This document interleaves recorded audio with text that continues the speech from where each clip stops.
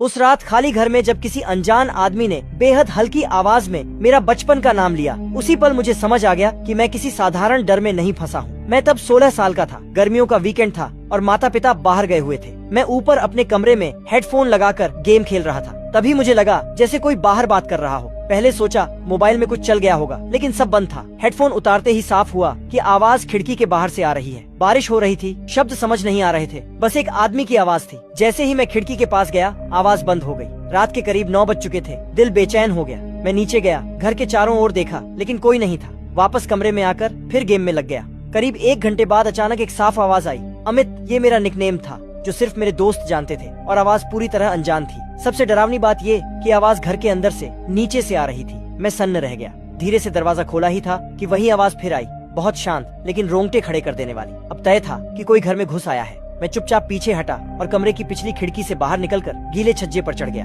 तभी एहसास हुआ कि फोन कमरे में ही छूट गया है। उसी पल मैंने देखा एक परछाई मेरे कमरे की ओर बढ़ रही थी। कमरे से सामान टटोलने की आवाज आने लगी और फिर वही फुसफुसाहट। अमित, जान बचाने के लिए मैं नीचे कूद गया। तेज दर्द हुआ लेकिन हिम्मत नहीं हारी। पड़ोस में किसी तरह मदद मिली और पुलिस आई।